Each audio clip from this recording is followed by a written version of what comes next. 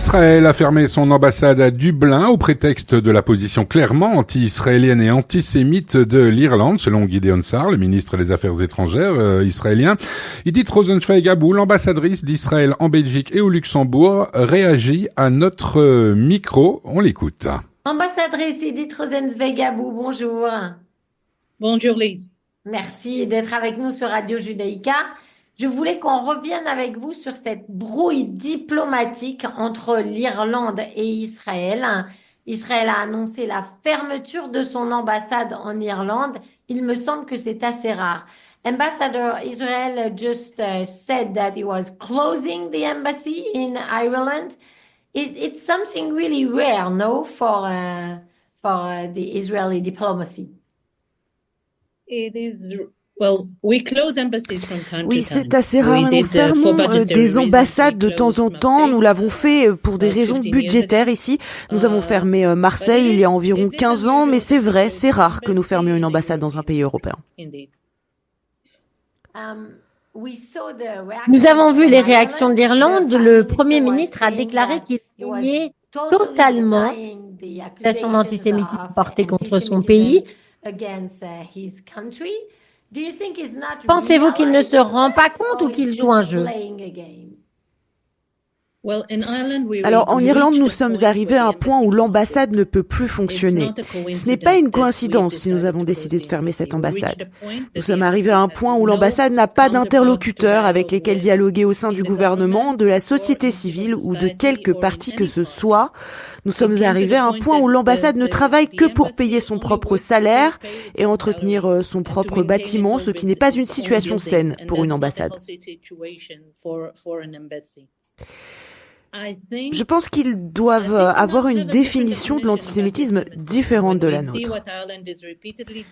Regardez ce que l'Irlande fait de manière répétée. Par exemple, aller à la Cour pénale internationale et dire que la définition du génocide devrait être changée pour qu'elle corresponde à ce que ferait Israël.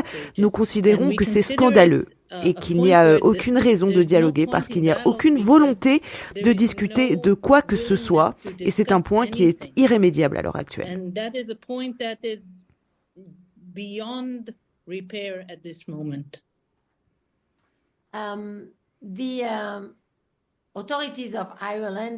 L'Irlande et son président ont également parlé d'Israël comme un État colonial qui tente d'envahir ses voisins.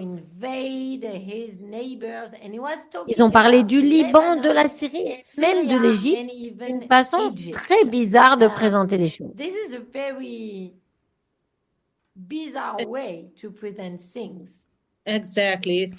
Exactement. C'est un exemple du discours illogique que nous voyons en Irlande. Israël s'est retiré du Liban après la deuxième guerre du Liban jusqu'à la ligne bleue internationale convenue point par point, ce qui a été confirmé par les Nations Unies.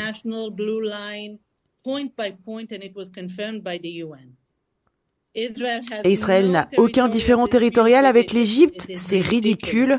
Et quand vous voyez un Premier ministre, pas quelqu'un de lambda, un Premier ministre qui parle de choses aussi ridicules, vous comprenez donc que tout dialogue avec ce gouvernement est hors de propos.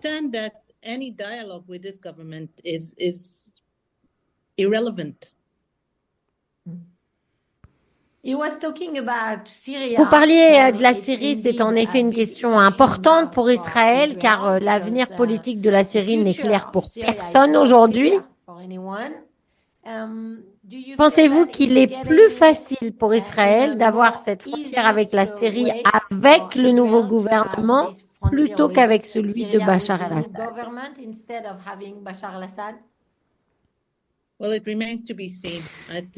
Ça reste à voir. Je pense que la communauté internationale examine aujourd'hui le nouveau régime en Syrie.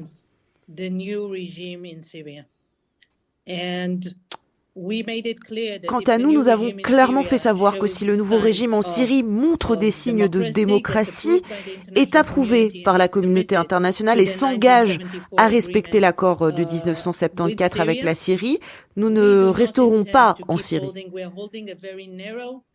Nous tenons actuellement une très étroite bande de terre près de notre frontière, même pas une fraction de ce que les Turcs ont en Syrie en ce qui concerne la quantité de territoire, parce que nous ne voulons pas de djihadistes à notre frontière.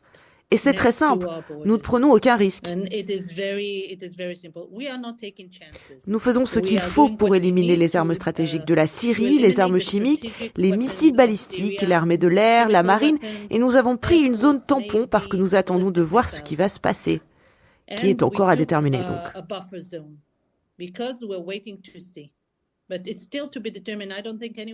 Et je ne pense pas que quiconque au Conseil des Affaires étrangères de l'Europe sache vraiment quelle sera la nature du nouveau régime syrien.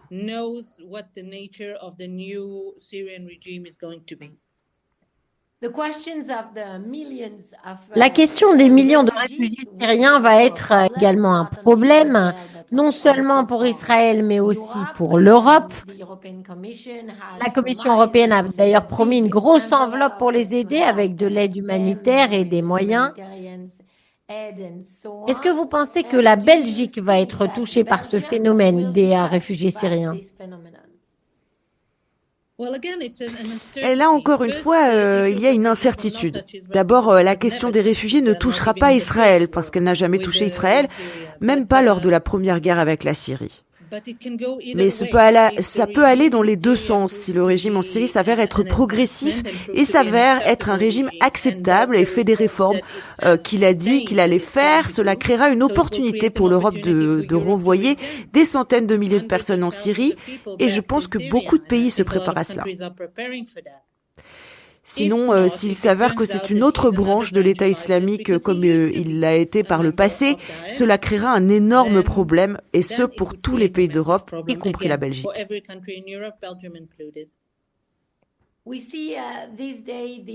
Nous voyons ces jours-ci l'implication des États-Unis au Moyen-Orient. La semaine dernière, nous avons également vu une volonté de l'Europe de s'impliquer davantage.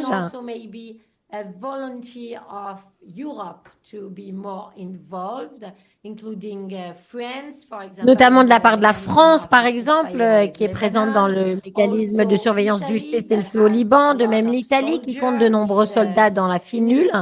En tant qu'ambassadrice d'Israël, pensez-vous que l'Europe pourrait jouer un meilleur rôle au Moyen-Orient à l'avenir?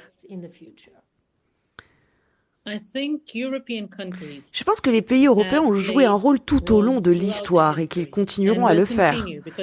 Comme nous le savons, la France est très impliquée au Liban. Elle a donc évidemment participé au processus de cessez-le-feu avec le Liban. Et il y a d'autres pays européens et non européens qui sont proches des Palestiniens, par exemple, et qui pourraient jouer un rôle également au Moyen-Orient. En revanche, le rôle de l'Europe en tant qu'Union européenne est plus difficile à jouer, car l'Union européenne n'est pas cohérente en ce sens qu'elle n'a pas de dirigeants qui décident des choses. Elle a un conseil, elle a des voix différentes. Il est difficile d'élaborer une politique comme ça.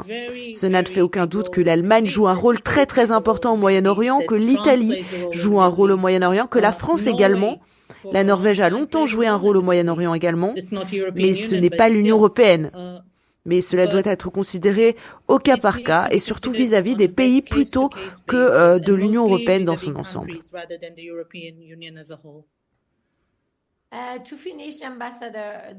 Madame l'ambassadrice, le fait que la Belgique n'ait toujours pas de gouvernement, est-ce que ça vous pose un problème pour régler les affaires diplomatiques d'Israël en ce moment?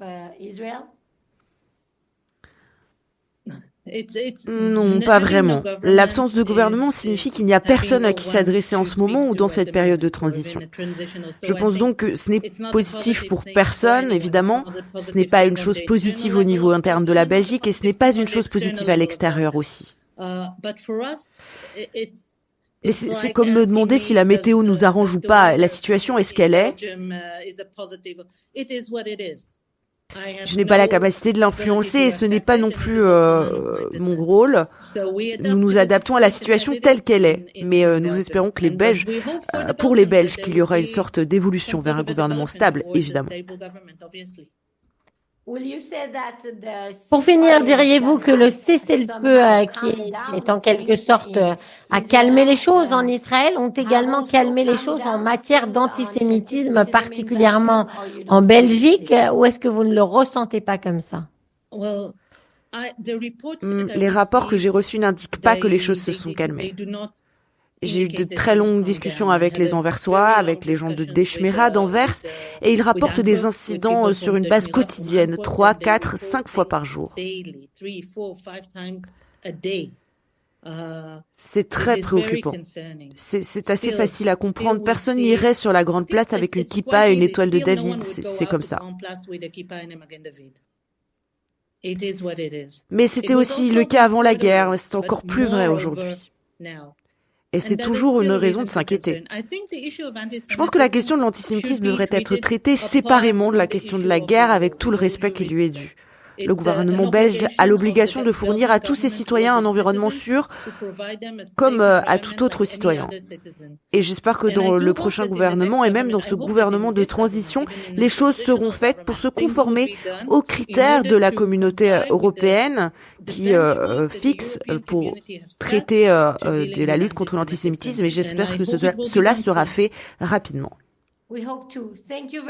On l'espère aussi. Merci beaucoup, Madame l'ambassadrice d'Israël en Belgique et au Luxembourg. Merci d'avoir été avec nous ce matin sur Radio Judaïka. Bonne journée à vous. À très vite. Bonne journée, Lise. Merci beaucoup.